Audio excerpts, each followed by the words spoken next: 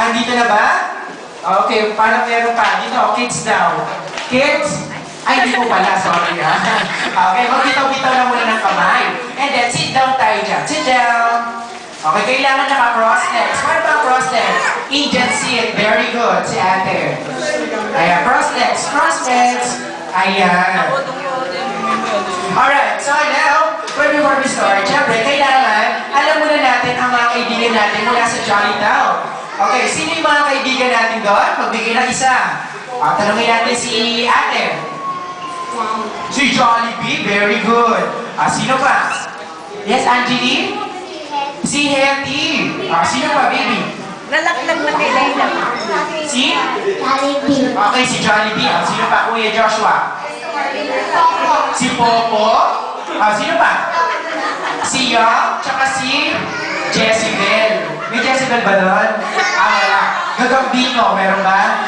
Meron. Okay, si Pearly. Okay, so now, meron tayo dito mga tray-liners. Okay, so bibigyan ko kayo ng isa. Okay, ate, ayan. Ayan ang tray-liner mo. Ayan, para sa'yo. Ano to? Ayan.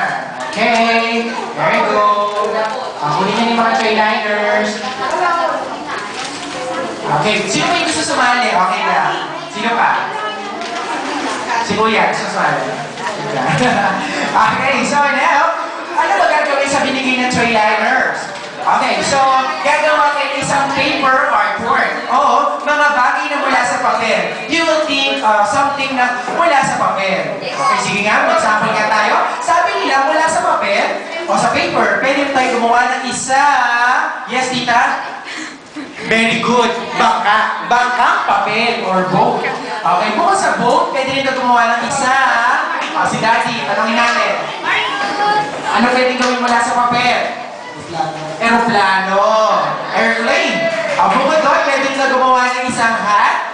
Ano pa? Flower. Ano pa ba? Puppet. O kaya trash can. Okay? So, ganito. Bibigyan ko kayo ng 3 minutes gawin ng